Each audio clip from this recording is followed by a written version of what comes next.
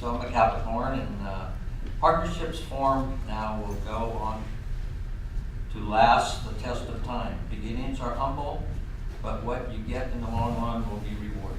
See that? So at least we got started with our horoscope. I think those are important things to look at every morning, right? Whether, if they're no good, I don't read them. So anyhow, we convene. We have a roll call vote, please. Councilmember Patridge? Here. Councilmember Alfano? Here. Councilmember Palchak? Here. Vice Mayor Fraser? Here. Mayor Muller? Here, so we are all present. At this time, for public comment, I do not have any cards for public comment. Anyone wishes to speak for public comment, their cards are there. Is that correct, City Clerk? Otherwise, we'll move on to item 3, why we are all here this evening for discussion regarding the Main Street Bridge environmental review process. So we will look to our professional staff here to start us off, and we will be listening intently to see what has transpired and what is going on in the future. So, City Manager? Yeah, I'll turn it over to Dante, who has prepared the report for tonight. Thank you, Mayor and members of the City Council. Tonight, we will be talking about the Main Street Bridge, and the purpose of this study session is really to review the objectives that were set last year for the bridge project, present an overview of the project alternatives. We'll talk a little bit about the environmental review process, and we'll discuss the issue of the selection of a preferred project for the Main Street Bridge. First, I want to talk a little bit about the existing bridge. Just as background, built in 1900, the art concrete structure, 80 feet in length. On the west sidewalk, there's a water main that was added in 1940. And on the east, there's a sidewalk that was added in 1991. The bridge is listed on the National Register for Historic Places. So, Caltrans has classified the bridge as both functionally obsolete and structurally deficient. And there are a lot of issues like heavy cracking on the arch and sidewalls. There's corrosion of the brackets of the supporting water main and sidewalks. There are issues with being ADA compliant. So there are several issues with the bridge, and it being functional as well as being structurally sturdy enough to carry the truck. So the City Council, with all of those issues and with that information, they established kind of the primary purpose for any project moving forward. And the purpose that was established was to address the existing deficiencies so as to achieve a crossing that is safe, efficient, and reliable over the long haul. And in order to develop strategies to address the project, in April of 2013, the City Council established 5 project objectives that each proposal for addressing the issues of the bridge had to meet.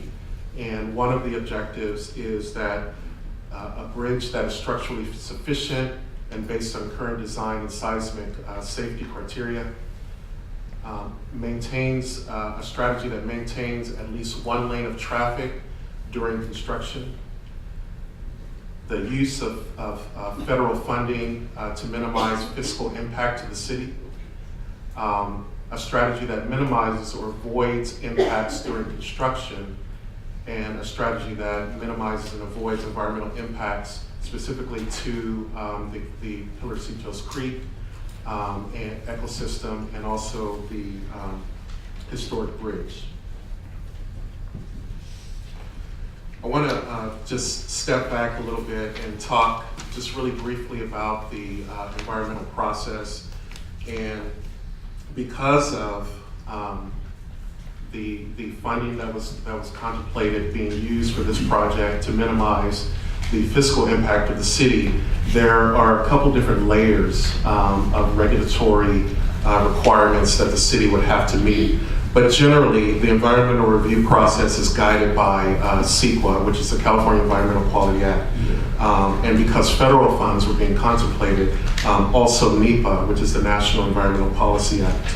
And they have very detailed processes about the public input process, the environmental analysis process, and it calls for the development of feasible project alternatives that still meet the objectives and goals that the City Council set for the project. So these are the different layers that staff and the consultants are looking at with recommending and looking at alternatives for addressing the problems of the bridge. In a nutshell, in a very basic sense, the environmental process does this. You know, it establishes the purpose and the objectives of any decisions and discloses them to the public before a decision about what to do is made. It addresses any alternatives or other alternatives that would achieve the same project objectives with fewer impacts. And then there's a process of a team of experts that analyzes all of the potential impacts to a project before a decision is made. And what we're in right now is we're also in this kind of public input and public kind of vetting process. And it's the review and comment process. And there are several cycles that the environmental review process will take the community and the public through and reviewing and commenting on various things.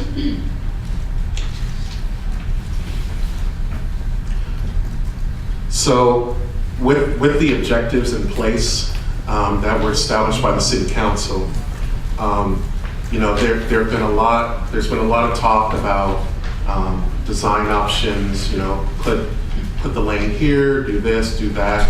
But when you boil it down to its very basic sense, you're really talking about four things.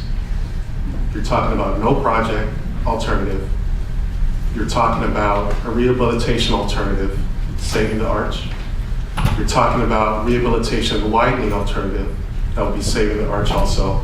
And you're talking about replacement. And you know, there are varying degrees of design that, you know, have been kind of talked about in the community, but really those are variations of these very basic alternatives. And so we're in a process right now where we've gone through 2 scoping meetings on the 10th and the 15th of March, where we received public input from the community on these various alternatives. Looking forward, we've had our scoping meetings. We will, in this process, we'll be developing additional design information on alternatives. Draft document we're looking to have a draft document for the community to review and comment on by December 2015. And hopefully we'll have a final document for adoption by early 2016. And so tonight, the reason for the meeting is we really want to do 3 important things to move forward from this point. One is to confirm the project objectives. The community or the council took a lot of time in really vetting this through the community to really determine what are the objectives we want to establish for the project. So we want to confirm that. We also want to discuss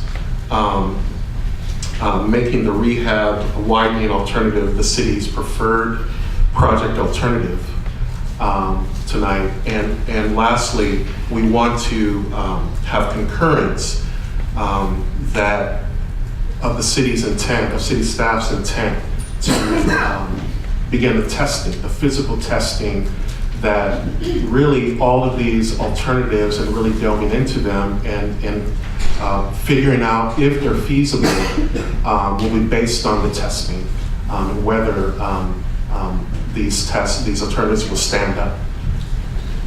And that's really my short presentation. I have Rob Kalkbrenner, who is the project manager here for the Main Street Bridge, and we'd be happy to answer any questions. Thank you.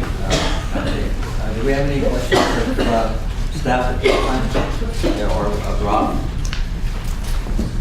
Okay, then we can bring it back to the council here and start discussing some of these items that were brought up here. And, you know, I want everyone to understand that, you know, the alternatives to the preferred option would still have to be fully analyzed by the CEQA process, which we all understand. So we had to start the project a year ago, in September, in order to get the CEQA and NEPA process.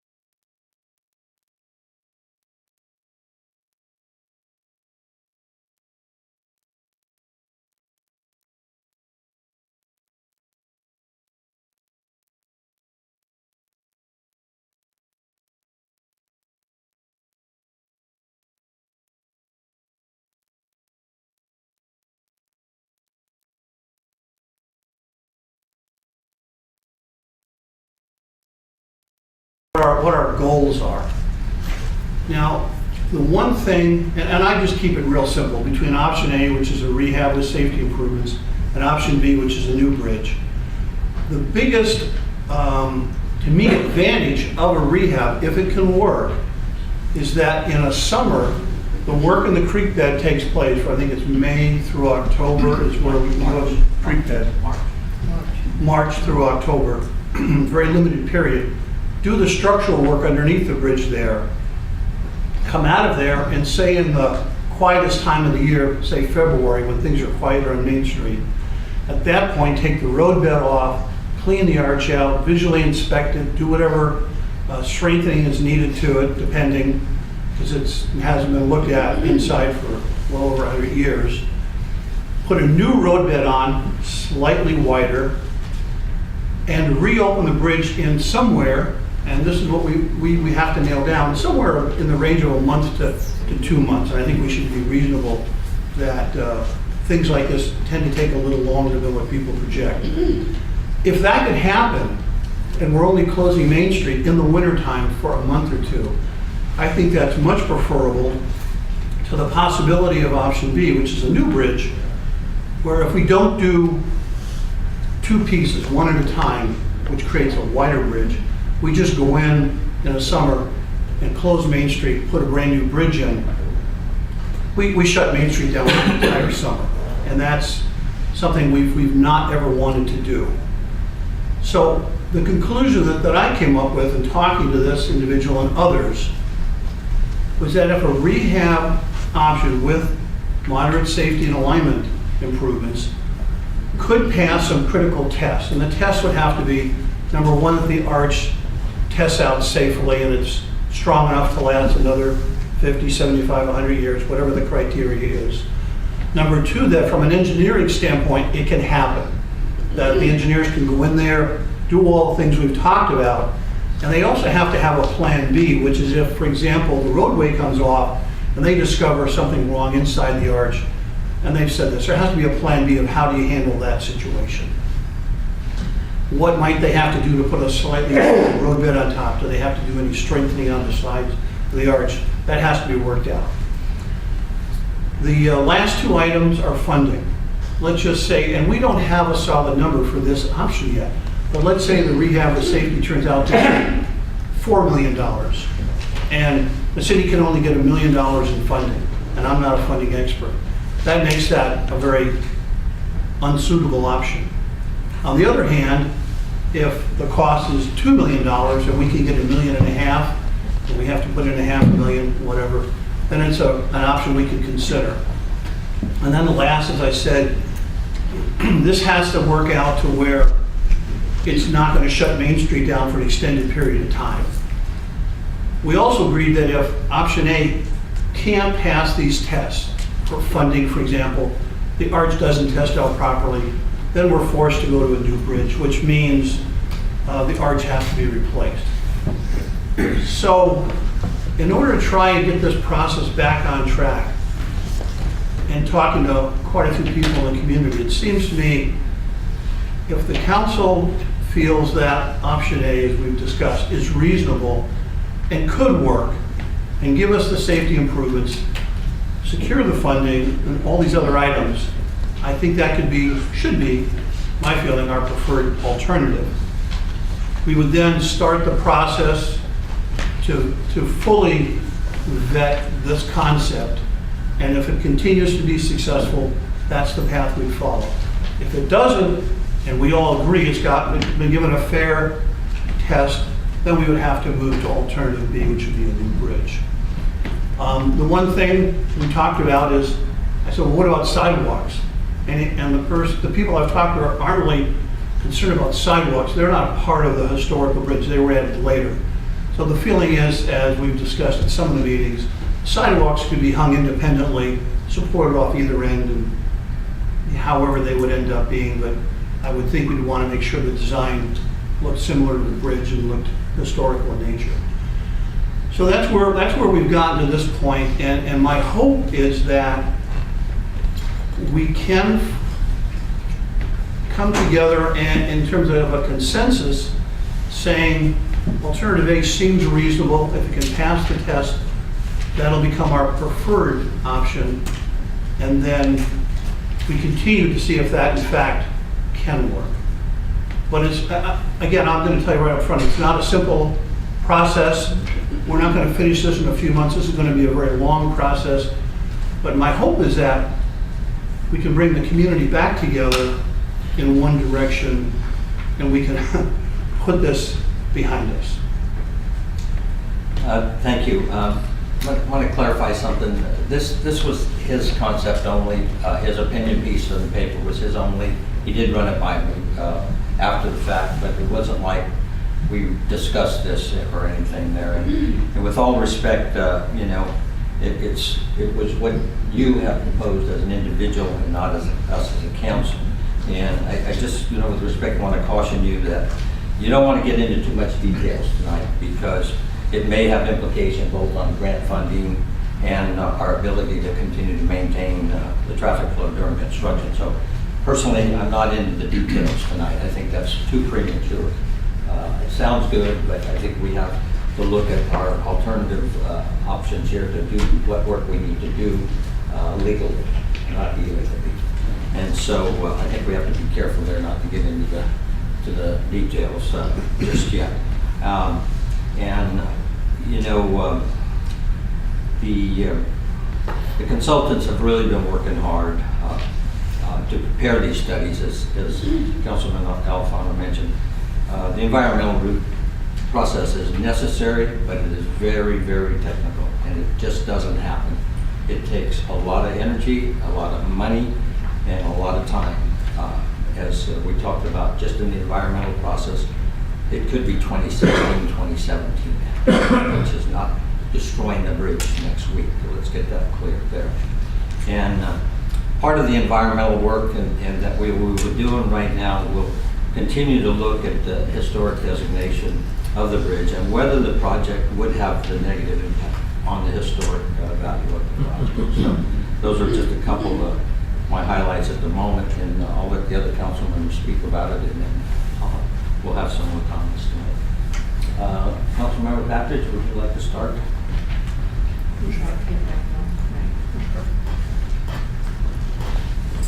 There you go. You're on. Good, thanks. After reading the report that Dante did, thank you so much, Dante. I guess my concern is, number one, is that from the time that we made our decision, we have new information that now we have to deal with historic. And so my concern is this, is that I personally do not want to make any solid or definitive decision on designs or any of that until testing and all that's done. I just think, having read this report and thinking about what we've gone through and all the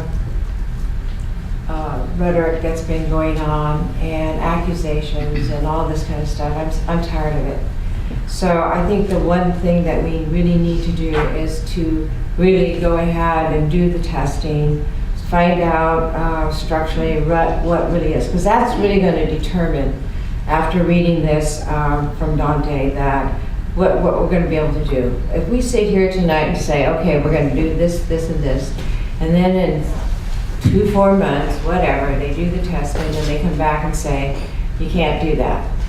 You know, I don't want to go through this anymore. I just think that we really need to get all of our information and then make a decision. However, I stand by the decision that we made, that I really am concerned about safety. I am concerned about ADA compliance. And so those things are really important to me. I want people to be able to cross that bridge. They need to be able to walk across. We don't need to always have cars. So I think we need to make sure that all those things are viable and that part of this project. So before I make any kind of decision, I'm willing to go ahead with the testing, which we were going to do. But as far as making any kind of design or any of that, I just think it's way too soon. That's my personal opinion. Thank you. And I try to reiterate that we are not voting upon any project tonight. I think what we're trying to do is bring the information to the public and to ourselves and say, you know what, maybe there's a restart here. And I think under the federal regulations that will apply to this project, given its eligibility for Highway Bridge Project Funds, HBP, and CEQA NEPA process must include, we're finding out, a full analysis on whether or not all or most of the key objectives of this project can be achieved without demolishing the resource. So these are things we're learning in the environmental process going through CEQA right now. And if they can, then under the regulations, the alternatives that preserve the resource will be considered the environmentally superior alternative. So I mean, that's just to start there. So again, I want to remind us, we're not picking a project tonight. We are looking, and my hope is that we could come up with a consensus tonight that this is the direction we want to take, if we want to take that. So this is kind of what I'm getting at. So, council members, they are more than welcome to continue to speak in this workshop. Vice Mayor? Go ahead, thank you. Again, I still believe that safety is the most important thing about this, whether it's rehabbed or replaced. And I'm not even comfortable with this being a vote. Again, I reiterate, I wish we were voting on a design concept. You get a lot of people that like think it's ugly as sin, create a new one. Then other people keep it historic. So, certainly we wanted to keep it have the same look. When we started talking to the business owners, and I get it, the business owners have an entirely different view than the general public. I mean, especially that first block. They're the ones that are concerned about impacting their business. I think sitting here, I have a different thought of it than I would have been just being a community member, because we're responsible with the information that we've been given year after year. The bridge number gets lower and lower. So at some point, something has to be done. In looking at options, the city had determined you could replace it, here's money here, what if we rehabbed it? But what I had initially heard, and this was before the historic part, before anybody cared that it was historic, business owners and other people had indicated they wanted to make sure whatever was done, there was one lane open. And when we went through this one lane open, that's when, okay, we may create a wider bridge. You could still, that would stay there. We build one lane, then tear it down and build the other. And then two, for ADA compliance. Because as you know, with even the streets in Half Moon Bay, we have streets now that are ADA compliant. We've got the ramps. Even business owners, people come around and you have to have the ramps and everything for ADA compliance. So, looking at this, it had to be for safety. And I'm trying to decide here, beyond the historic designation, what is different than the decision we made later. It was my view that during a CEQA process, a lot of testing, a lot of things would come out. So that was a big part of it.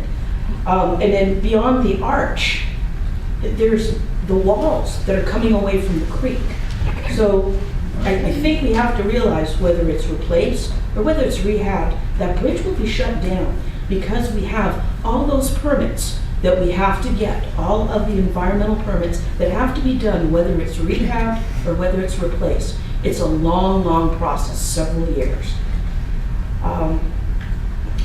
I think also we would need to look at what is the load that is allowed on there. I mean, I don't know what it was to begin with. As we know, it was horses, buggies, wagons. Now we have cars. We've limited the 18-wheelers and their loads going down there to lessen that. We've done that for a while. You don't see the trucks that we used to see for years and years going across that bridge. But I thought all those testing, the seismic load, what is the weight that can be handled on there, would be taken care of during the CEQA process. So I need to know what has changed from that time of our decision making before. What has truly changed here? Is that a rhetorical question?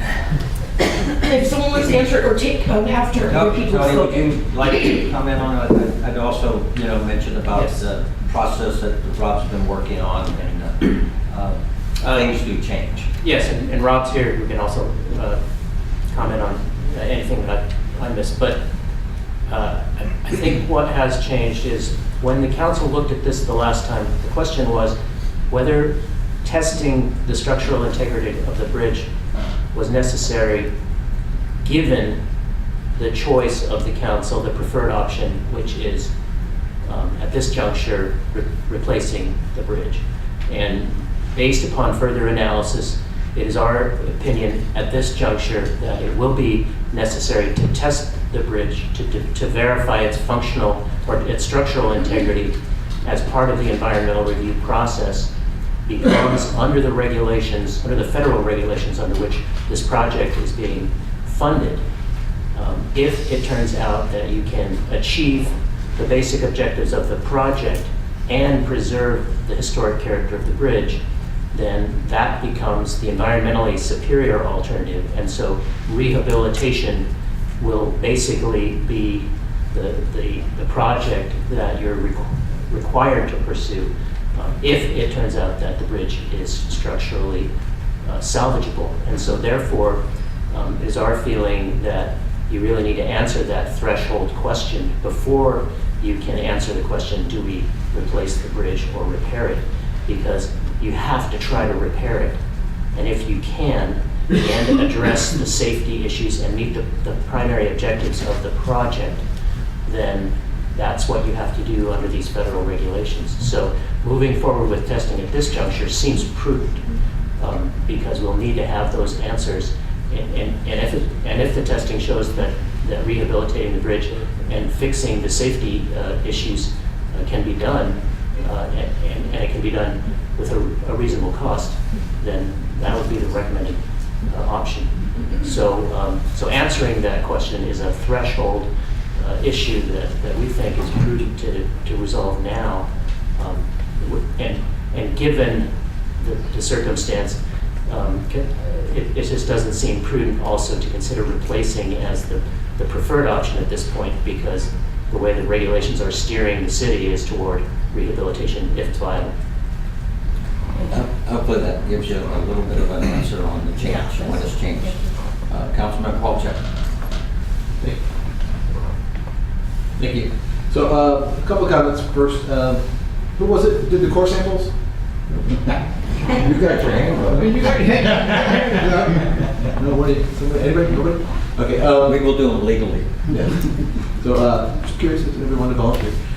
So a couple comments. I would say that my perspective most closely aligns with that of Naomi, and it's that I'm a little fed up. I'll be really frank. I'm a little tired of receiving emails with unnecessary firearm and personal safety implications. Not necessary. It's a bridge. We're a community, and the discourse is not positive, and I don't appreciate that. Work really hard to serve our community.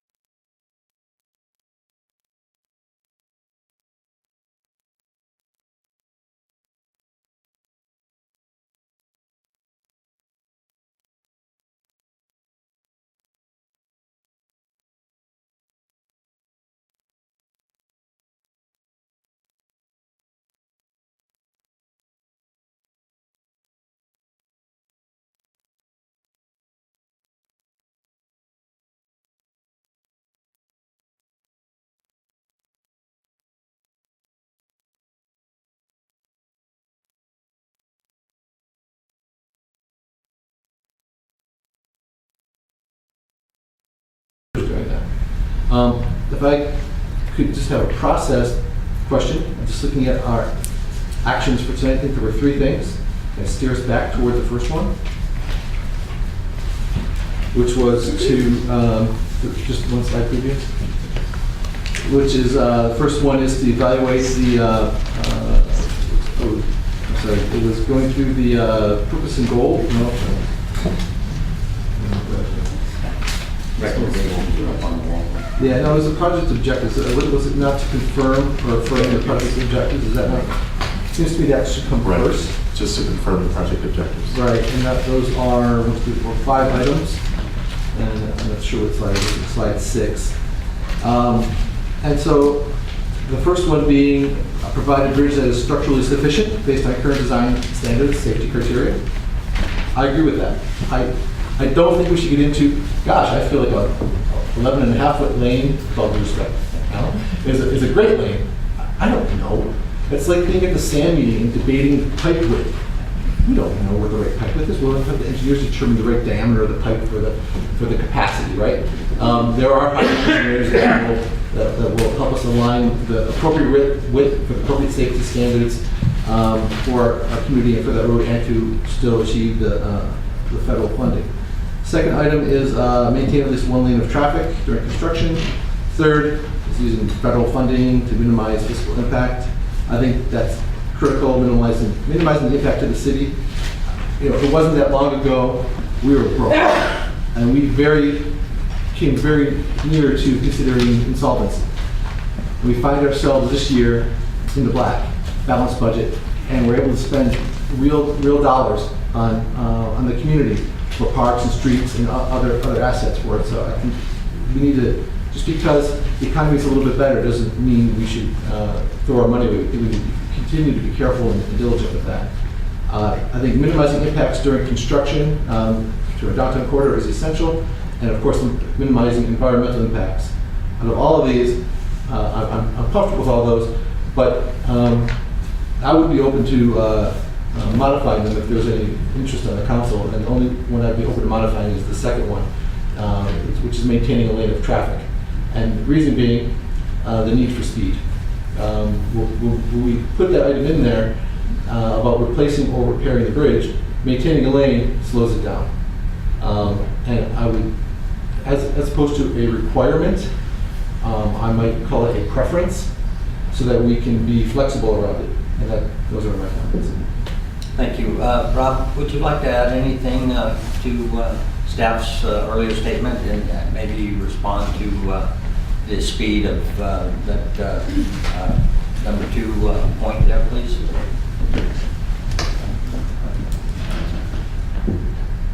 Got to work that button a little bit.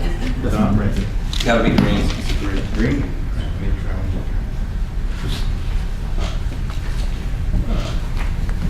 There we go. Thank you. Mr. Mayor, Vice Mayor, Council members, Rob Kaufner, Common Goal Consulting Group, Project Manager for the Captain Bay Bridge Project. I concur with what I've heard each of you address this evening about not only the process that we find ourselves in with the CEQA process, but also the alternatives that we're looking at. They are really required for us to look at them as we do go through the CEQA process, which has been highlighted that we're still very early on in that process. Regarding time for the 1 lane maintained, that will, in my opinion, will take longer to construct, just given the concerns that not only for the bridge and actually getting access to it, but maintaining safety for those who are trying to cross the 1 lane and we're trying to maintain the traffic control would be something else to consider being difficult. And I believe, was there another question? Councilman Alfano?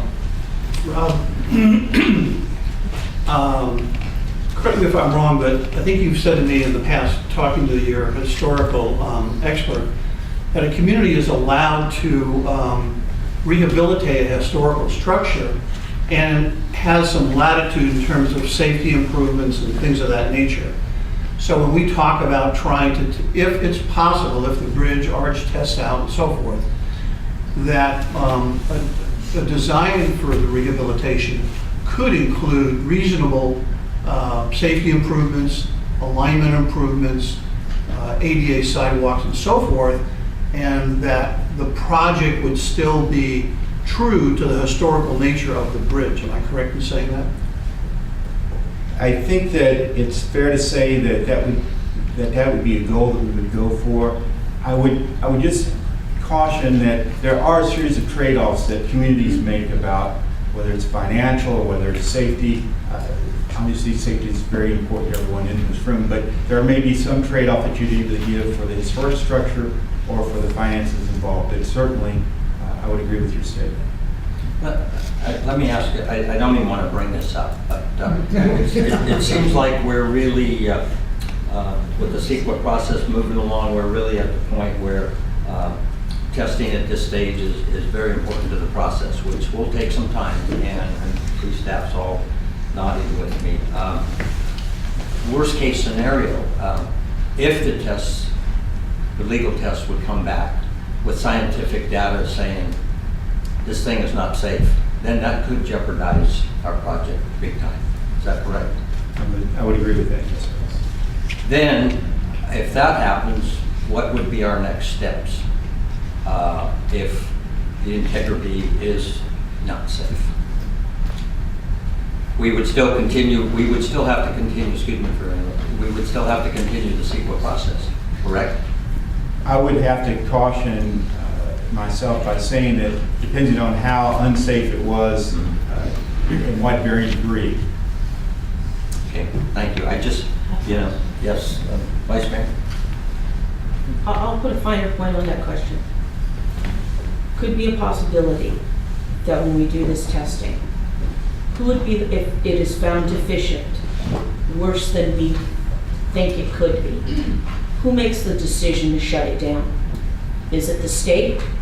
What part of the government does that if it happens? I would defer to Tony on that, but let me just defer to Tony. Well, Caltrans could make that decision, but it's also a political judgment, depending on what the condition of the bridge. So ultimately, I think the city council would also have to grapple with that decision. I think the point that was made in the staff report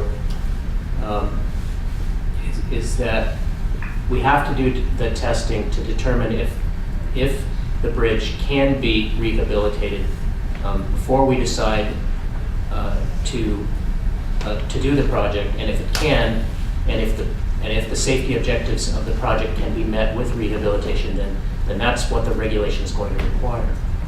If it can't, then I think you would be back to considering replacement of the bridge. And so the testing needs to be done in order to answer that threshold question. Thank you. Thank you, Bob. But City Manager, you happen to have a brief comment?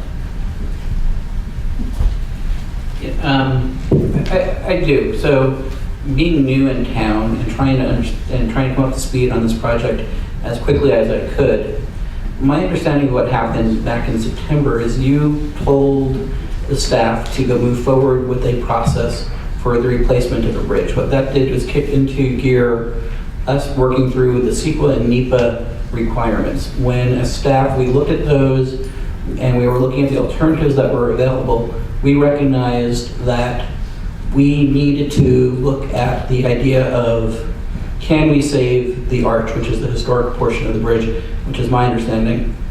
And the answer that I've heard in the last few weeks is that if we can save the arch and we get federal funds, then that's going to be the alternative that we will end up doing. That if we cannot save the arch because it's not structurally sufficient, we can't afford to save the arch, then we will need to replace the bridge with some other structure. And that seems to, and I think that's more or less the new, what I would say would be the new information that's coming before you tonight, is that you asked us to move forward. You had to give us a project to move forward with, otherwise we couldn't have moved forward. And you told us, look at replacing the bridge. When we started looking at that, we said, what are the alternatives to that decision that we're going to study through the CEQA process?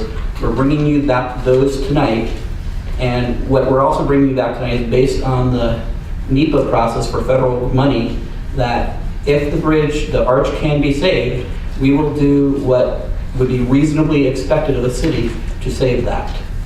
If we can't reasonably save the arch, we will come back to you with different alternatives on how to replace that bridge.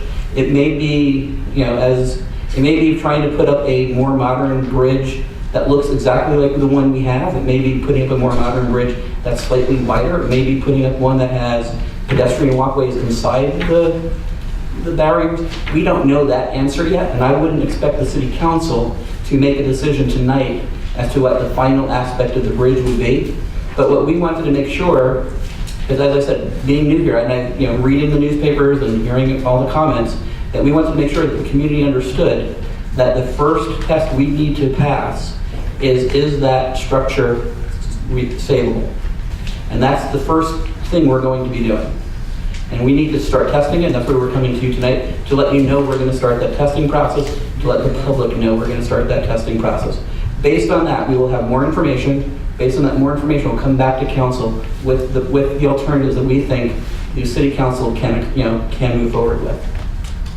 Okay, everyone understand the direction there? And are we feeling a consensus that our staff report is, yes, please. So is this an update meeting that everything we were doing, we are doing? Great. And because it sort of sounds like that. Other than looking at going back to the project objectives and seeing, again, we have an agenda, right? Project objectives, are we validating those, are we changing those? And then and what I'm hearing is the path we're on is the path we were on, which is, how was it different? Because it was, if I may, we were evaluating alternatives because we always were going to evaluate alternatives. So how was it different? Okay, I think the one thing, it's like I indicated, it's the testing. We didn't say to do the testing now, and now we're saying to do the testing now because we've gone through the process where staff had that. The alternative that we said, in order to start the process, they've got to a point now when looking at those, that looking at NEPA and stuff and with historic, that we need to know if the structure is safe or not. I mean, is it structurally sound or not? So that's why I said we need to do the testing. That was not, remember, we said do the testing after. But through this process, they're saying do the testing now, and I agree with that. That way there, we will know more of which alternatives we need to do, whether it's replacement or whether it is rehab. And without that testing, we're not going to know. And that's part of the NEPA sequence that they've gone through, that they've got to that position. So you're right in a point, Rick, that yes, that we have started, but this is what we said was going to come out when we started that process. And I think that's the part that has been really, really upsetting to me, is that through the CEQA process, we said, and through this whole procedure, that all that stuff was going to come out. But no one really thought that we were going to do that, and we did. I mean, we came to a point where now staff has come to us and said, we need to stop, we need to make some other decisions. So I agree, our objectives are going to stay more or less the same. I agree with you about the one lane. Depending on what we decide, we may not be able to keep that open. So I agree with you that it's maybe a, I don't know what the right word you said, Rick, but it may not be an objective. Again, it may be a preferred thing. But I think all these other things, I think, are our project objectives. So I think going through the process has got us to this meeting tonight. Okay. Thank you. So with that, can I ask a question of the council? Is it the consensus then, can I suggest a consensus, or ask if there is, to maintain the project objectives with one change, to move the second objective, which is maintain a requirement to maintain 1 lane of traffic, make it the fifth objective, make it a preference to maintain 1 lane of traffic, which would then give us more flexibility when it comes time to either repair or replace. Well, I think, as I stated earlier, I don't want to get too specific, but I think that's a fair question to ask. And I think that's very important for us to consider during the process of where we're going to go with this, because we might be able to do that and we might not, as you're saying. So staff is asking for our affirmation or refinement of these, so I think we should do that. Well, then, staff, do you understand clarification of what Councilmember Walczak is commenting on. And Right, so as we go through the CEQA process, what we have to do is make sure that whatever alternatives we bring forward meet the objectives for the city council. One of the objectives is to maintain at least one lane of traffic during construction. That may limit the number of alternatives we can bring forward to you. If it's just a preference, we can bring back to you alternatives that do not maintain it, and we can give you the time frame for building those alternatives, and we can bring alternatives where we do maintain it. So it gives us broader scope of what we can look at if that just becomes a preference as opposed to an objective. very good, understood there. Yeah, is there consensus on that? I agree. Yes. I think there needs to be a takeaway from tonight. I mean, I understand we're not going to sit here and say we're locked into option A, B, C, or D, but I do think there has to be some takeaway from why we're here tonight. And the ones that I'm hearing, number one is testing. We need to find out if the arch is savable or not. Number two, I agree. I think the one-way traffic needs to move down and become a preference. If we cannot save the arch and we're forced to go to a new bridge, then we have to look at that as one of the criteria. But the other third one that I'm hearing to me very clearly, especially from staff, is that the most preferred direction right now through the process is a rehabilitation with safety improvements, if possible, and meeting the other objectives, funding and so forth. So to me, the message we're going to give to the community out after tonight is what we just heard from staff, that the number one criteria should be a possible rehabilitation after testing, if it meets the other criteria of funding and so forth. And correct me if I'm wrong if that's not what I heard from staff. Correction. I didn't hear that. So what I'm hearing is, let's proceed and do testing, get that information, and come back, and then determine how to proceed from there. I'm also hearing that even if with our current preferred option, which is a replacement, even with that as the preferred option, if after testing we learn that the arch is structurally sufficient to meet our needs, safety needs, etc., going forward, then that has to become our path. If we learn from testing that the arch is not sufficient, then we maintain our current path. Is that correct? Tony?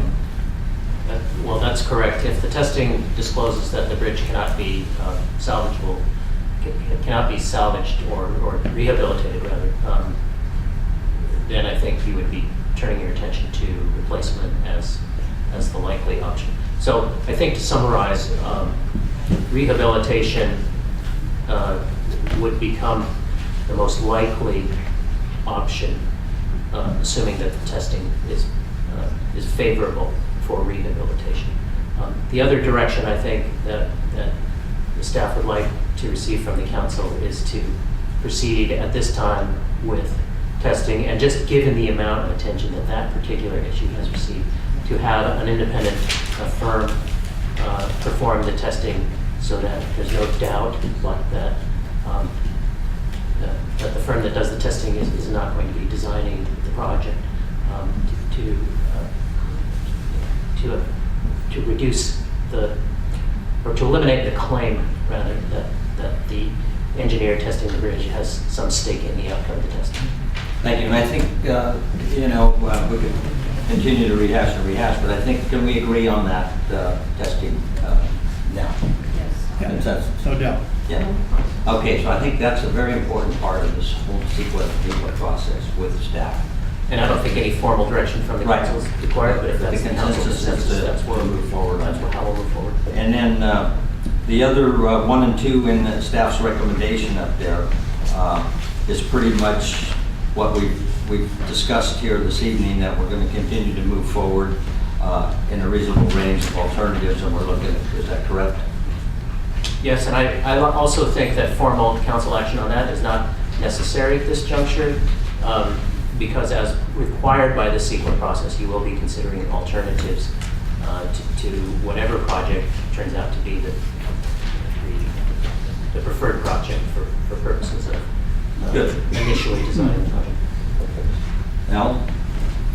So just to be very clear, testing needs to happen soon. Number two, if testing turns out to be successful, the arch is maintainable, then the CEQA process would move us towards a rehabilitation with safety improvements. Is that a reasonable statement? That is my understanding. Yes. Staff? Yes. That's correct. Comfortable with that? And we have cards if you'd like to speak, you can fill out a card. Sure. So a comment I have, so Alan, I think your statement is correct, and I agree with that.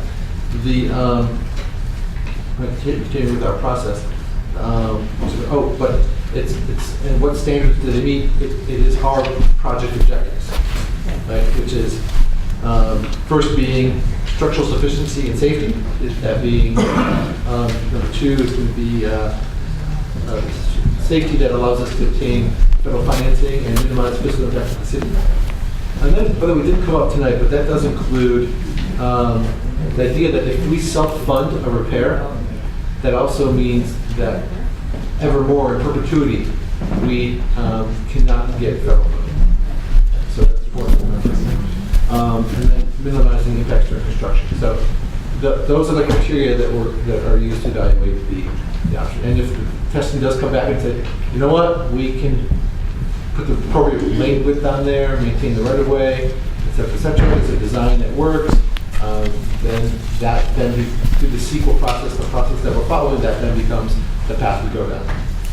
That's when the details get worked out. Right?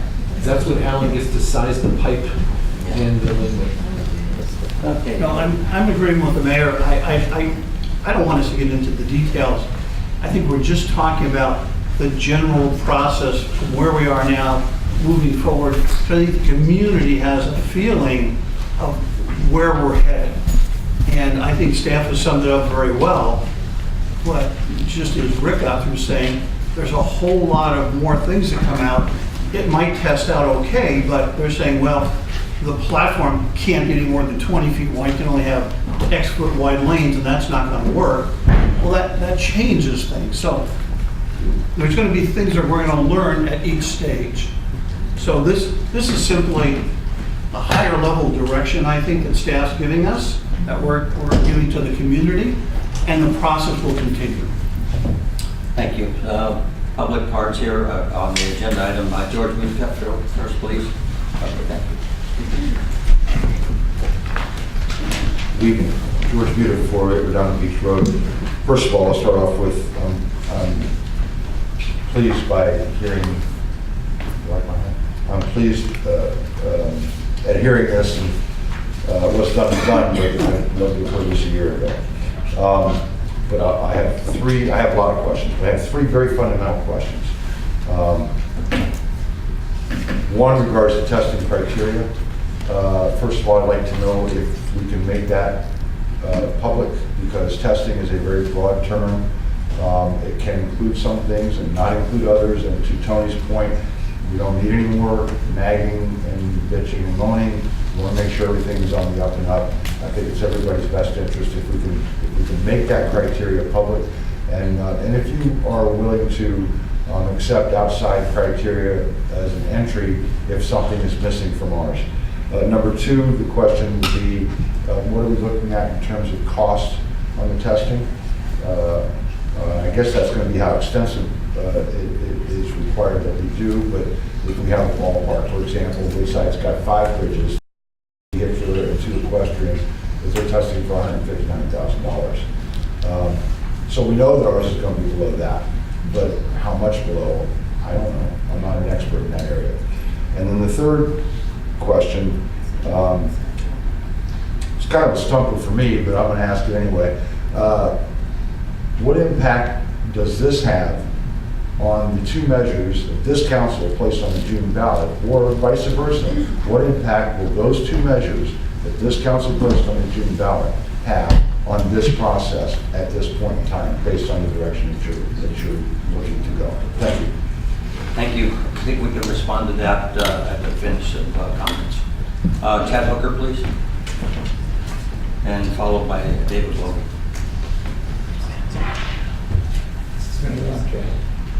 Yeah, just leave it on. These mics are okay to be left on. It's a new mic, it's different.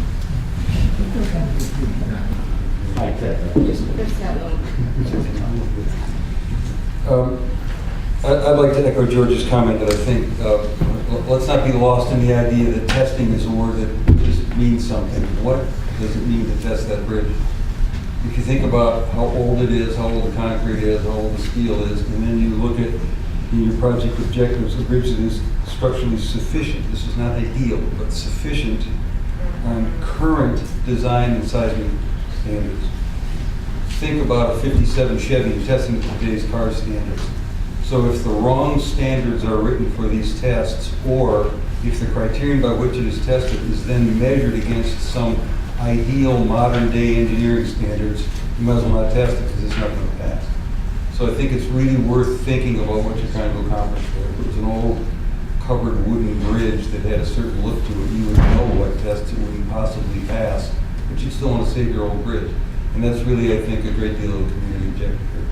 So there's that. Also, just to follow on a few other comments that Council made,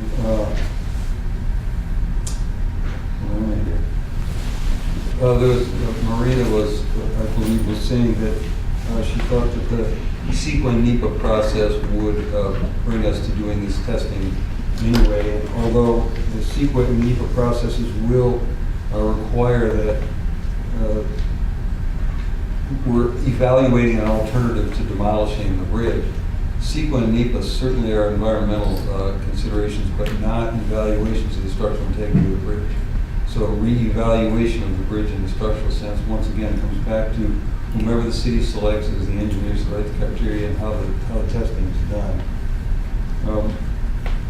Tony made an interesting comment. He said there's a political as well as I think what was referred to as governmental play in who shuts down the bridge should it not pass testing, which in and of itself says to me that there is not a specific hard scientific criterion for what is and is not a passing mark for a bridge. So let's remember that we're throwing this word testing around, and it's really easy to say, well, let's go out and drill some holes in the thing, we'll crush the concrete and see what kind of number we get.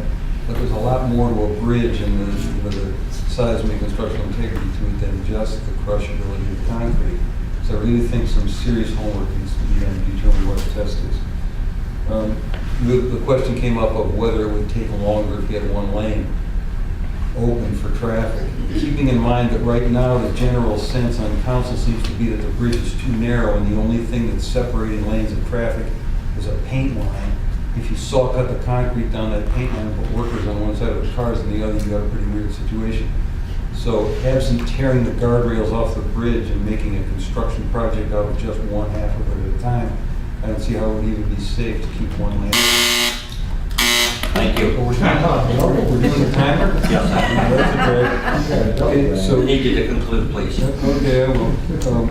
So there's that, and my last question would be, if there is a structural, not a structural, a historical consideration to the bridge in that it's on historical register or something like that, can you actually tear the guardrails off the bridge, put a wider road deck on, new guardrails on, and still meet the historically significant criterion that they're part of that definition?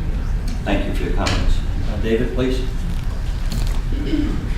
Followed by Donald. Turner. Mr. Mayor, how many minutes do I get? 3 minutes. And I thought it was a study session. I give them 3 minutes. I'm the mayor at the moment. Okay, since I get 3 minutes, I'm going to speak very quickly and probably incoherently. First, I'd like to thank Mr. Alfano for reaching out to the community. A reset is a very good idea. 4 out of the 5 of you identified ADA compliance as being one of your primary issues. The only thing that's non-ADA compliant about the bridge is the unevenness of the surface. The left, or the west wing, or I'm sorry, the west walkway is 55 inches, the east walkway is 66 inches. I have 15 volunteers and the materials to plane the boards and bring them into ADA compliance at no cost to the city. If you want to replace the boards, it's roughly 800 board feet of lumber, $3 grand will get you done. That's one. Two, I can't draw it now. The problem with bridges is the geometry. The bridge is dead straight, right? What's the problem with the bridge geometry? It's the road beyond it. You know what, I'm going to draw it, but very quickly. The problem with the road is, here's the bridge, the road turns like this and goes that way, but here it follows a nice constant radius. Here it's 44 feet, here it's 24 feet. In the span of 100 feet, you lose 50% of the width of the road, and it does it in what's known as decreasing radius. How do you fix it? Very easy. 24 feet, 24 feet, 24 feet, 24 feet, put a little overrun on it, you can be done. I've got a contractor that's going to give you a proposal for it. That takes care of the bridge geometry issues, that takes care of the ADA compliance issues. The only thing left is the structural sufficiency of the bridge. A saddle arch repair does not rely on the bridge. The repair we're proposing does not rely on the current bridge to do anything. It's cover for what's underneath and would support the bridge in its entirety. So testing doesn't mean anything. The thing can be made out of paper mache, we'll pin it to the underpinnings, and we're good. Piles, pneumatic piles would be driven into the bridge. Vice Mayor Frazier, you commented that, quickly, we've limited the loads that go down there. What has changed? Caltrans has told you to remove the load limits on the bridge. You asked what is the load limit on the bridge? Caltrans has told you, if you were at the scoping meeting in March, you would have heard it. Caltrans has told you to remove the load limits on the bridge. So we've got the ADA compliance we can take care of for you. We've got the roadway geometry we can take care of for you. We have no environmental review necessary to do either one. We save the city the money for the environmental review and the work. And the saddle arch repair in Madrid, New York, they did an 8-arch bridge, literally 8 times longer than our bridge, start to finish, 3.5 months. They have winter there, they have to finish early. So 3.5 months, they did 8 of our bridges without impacting the creek bed or the river bed, nothing. So this is the longest 3 minutes of my life. I had no idea it was going to take so long. So that's basically it. You want to work with us to provide solutions? Let's do that. And widening isn't necessary. Thank you. Don Karen, please. And followed by Terry Steinberg.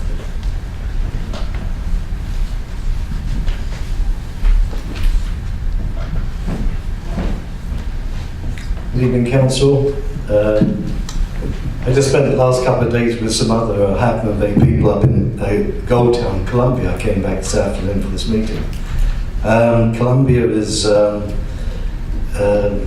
amazing in what they've done. They never let anyone get to them. They kept that town the way it's always been. And I think we should do that. It's very important to maintain that integrity. Nothing wrong with the bridge. We're all finding that out tonight. All tonight is about is just a bunch of backpedaling, rope-a-dope. You're having to face the fact that you bought the bridge 2 years ago, spent a lot of money on consultants, lawyers, and now you're forced, listen to your own lawyer, listen to your own city manager. I'd like to welcome the city manager, and I'd like to say appreciate his articulate and quick grasp of what's going on, and I think that's probably steered this thing around to some reasonable way of being. This is an historic bridge. We didn't go after that rating, but we had to, we got it. And we just need to keep this clean because it's messy. And I think the taxpayers have wasted hundreds of thousands of dollars of money, and they need not waste any more money. We just need to move ahead. It's a pretty simple fix.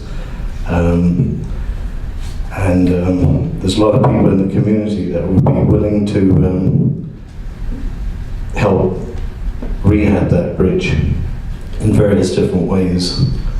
And like I said, the city bought the bridge, you got taken in by these consultants, and now you're trying to sell the bridge to us. we're not buying. We're not buying it. And so, the truth comes out, and today is the day of the truth. Thank you very much. Thank you. Deborah Ruddick, please. Oh, I'm sorry, Jerry. Jerry's first, I apologize.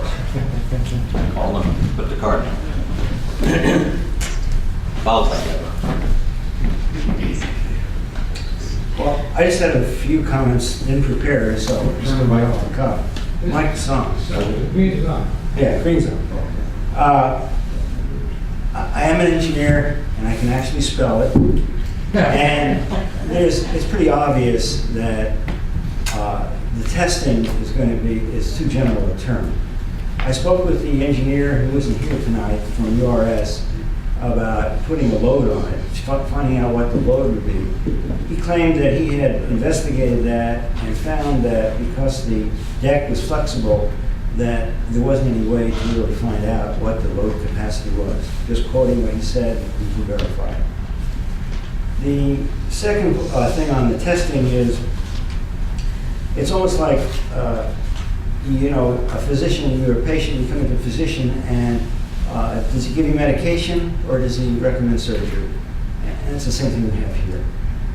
It's pretty obvious that if you're gonna take the deck off and you can take everything off inside of it, it's a high school project. You could build a bridge within the bridge, so it's obviously going to be repairable. There's no such thing as that. It's not going to be repairable. I mean, you're stretching.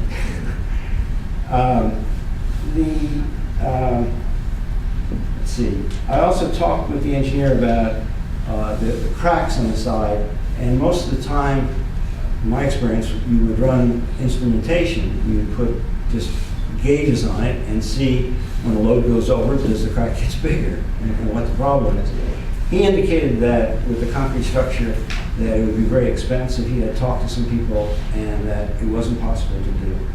So this testing, as I'm kind of echoing what other people have said, it's just too big a term. I mean, you're going to have to come, and the engineer, whoever you pick, if an engineer likes giving medications, he'll give medications, he'll make the thing work. If the engineer feels like his main goal is surgery, that's what he'll do. I mean, it's like he went in for a problem with prostate, they give you medication, or they want to give surgery. So I think that you need to, this thing of testing, you need to nail it down, and it's going to be difficult. And I think what Tony had said was, when you pick somebody, you want to pick somebody that wasn't going to be involved with the actual design, and so they would be benefiting.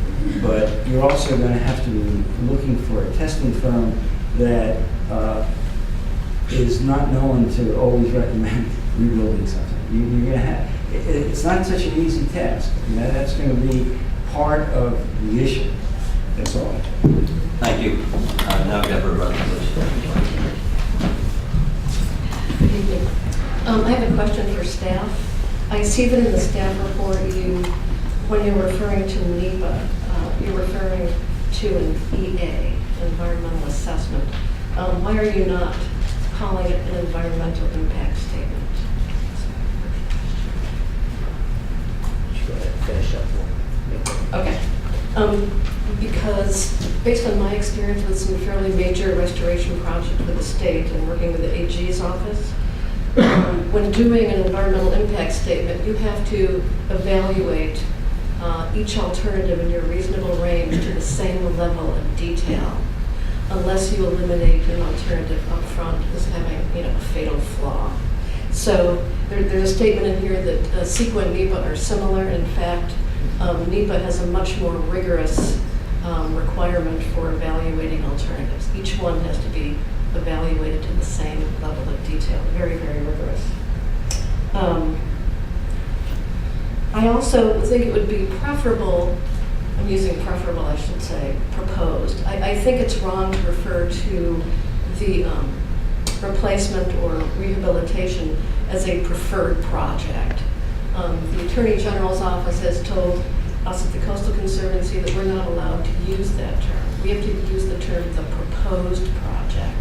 You can't appear to be having prejudice toward alternatives at the beginning of the CEQA process. You have to go through the process and then evaluate the alternatives, and then make your decision as to what is the environmentally preferred project. Or if you're not going to accept the environmentally preferred project, do a category, do an override of that alternative. But you're really not supposed to call it a preferred project. You're supposed to call it a proposed project. I would like to take issue with a statement by Councilmember Alifano that emotion is the wrong way to handle infrastructure. I don't live in a dwelling unit. I live in a home, and that home has emotional content for me. And I'm assuming that Smithfield has emotional content for Naomi Patridge, who's coached teams out there for years and years and years and has sought to make this a public asset instead of a private asset. So I think to remove the concept of emotion from a discussion of infrastructure is basically to remove considerations of culture, politics, love, character, all the things that mean something to the people who live in a community. So to consider infrastructure in that broader context is to make infrastructure represent us, to make it a human scale. So my basic concerns are that you've already made up your mind by using the term preferred and trying to squelch alternatives at the beginning, but also that you're trying to drain the emotional content out of this process, which not only business people are concerned about, but the rest of us who live here. Thank you. Thank you. That concludes our cards.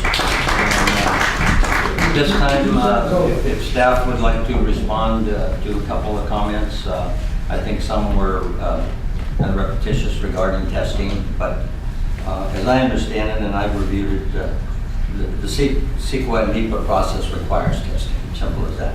Is that correct? Yes, and we've been meeting, myself and Rob, and with our consulting team to come up with the standard of exactly which tests will be performed to get the results that we're talking about, to be able to evaluate the alternatives. So we intend to bring that criteria and make that criteria public. We've thought about the idea of a firm to do the testing that is not associated with any other process or part of the bridge, so that essentially they have no dog in the fight.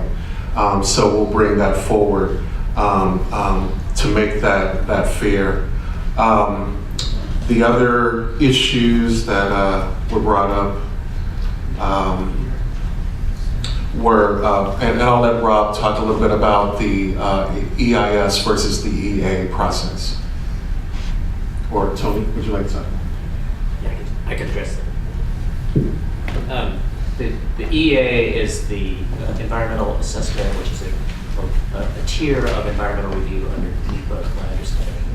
And that's the process that working with Caltrans engineers and their analysts has been outlined as the scope of the environmental review that Caltrans will require as part of the project. May I ask a question? No, at this time, no. Let's clarify that with the commenter, Tony, again, to make sure that it's clear. Yes, that we have worked with Caltrans and our consulting team, including John Hessler of David J. Powers and Associates, to outline the appropriate scope of environmental review under NEPA. And that's what has been proposed at this stage, is a routine environmental assessment. And then also TEA. the word change of preferred and project. It's a semantic difference. It's a distinction without a difference in my mind. And based on the actions that the council has taken, it has identified a project for purposes of moving forward with the environmental review process. If you want to call that a proposed project versus a preferred project, that's fine with me. Could you comment too regarding private individuals doing personal work on a public structure? It's illegal. I wouldn't recommend it. I would comment, however, that according to the structural engineers that we've talked to, the borings that were made recently in the underside of the bridge would not be the method that they would use if they were intending to test the structural integrity of the bridge. So they aren't really of any particular value to the engineers in performing the testing. In terms of what specifically will be the criteria for evaluating the tests, will rely upon the engineering experts to define what is necessary in terms of the scope of the testing and the manner of testing to recommend the best approach. Given the criteria that we have outlined and the standards that we have to follow in order to build a project that meets the Caltrans safety guidelines, has the adequate structural integrity and meets the safety standards that we will need to meet in order to move forward with the project and maintain grant eligibility. So those would be the criteria that the firm that is engaged for the testing will be required to demonstrate. So it's not an arbitrary standard.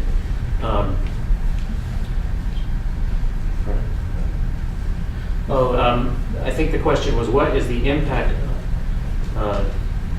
on the two? What impact will the two measures have on this process? At this stage, they will not have an impact on the process.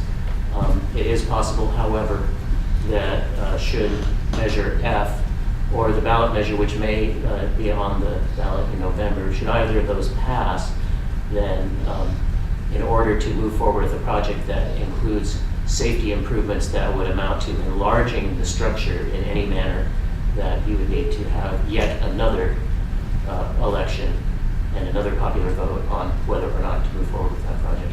So the implication is cost and delay, but it doesn't necessarily mean that a project that includes safety improvements can't be built. Thank you, and I think whatever we take in business for one of the commenters is always public information. There's no confidentiality here except for personnel issues and legal issues. That is our right there. So I think we've covered a lot of ground tonight. I want to make sure you understand that my personal feeling is I never have and never will do anything in this city council that has an impact on who's going to run for office and why I'm going to run for office and things. That is not why we're up here. We're up here to serve the city. It has no bearing on the November election on personnel, and that's just my personal opinion, and never has and never will be in my opinion. So we are here elected by thousands of people to try to do what's best for everyone. So thank you for that. And this time we will, yes. Make a comment. I'd like to ask just a summary of the consensus and the direction coming out tonight, so that we're all very clear. Okay, are we ready? Staff, we would like to just briefly summarize so we can be very clear on exactly what we're decided to move forward on. So my understanding, the three recommendations were to confirm the 5 project objectives previously adopted by the council, included minimizing physical impact to the city, that the city council has affirmed the 5 objectives, but with respect to the objective of maintaining at least 1 lane of traffic, the council has expressed that as a preferred option, not necessarily an absolute criteria. The second was to discuss rescinding the council's selection of a 1-stage replacement plan as the preferred project. I think this consensus was that no formal action in that regard would be required at this point, although I don't know that you really had a debate on that subject, but that as a practical matter, should the testing confirm the structural viability of the bridge, that by default you'd be looking at rehabilitation as the likely option. And then 3, to determine the feasibility of any alternative, including rehabilitation, authorize additional studies and physical testing to be performed at this time, and that would be performed by an independent structural engineering firm. Given the scope and the probable cost, my sense is that we would be bringing the scope of work, or the proposed scope of work, and a contract back to the council for approval, so that the public will be able to review the contract and also the criteria under which the the consultant will be evaluating the structural integrity of the bridge. I'm happy to answer any questions. Thank you.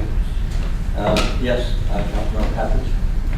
Tony, just a question. Will Caltrans be involved in the criteria at all? Will they be part of the team that goes through that process with you? Since they're the ones that are telling us it's structurally. I'm assuming that we will confer with Caltrans engineering staff in that regard. Thank you. But I don't know that that's a requirement, but I'm assuming that will be the case. And speaking of Caltrans for the public's information, I believe tomorrow morning staff, or tomorrow sometimes, a Caltrans representative will be under the bridge, but for different purposes. Is that correct? He's not there to evaluate the bridge. So I'm done with cards, ma'am. You can talk to me personally or staff. That concludes the meeting. Thank you.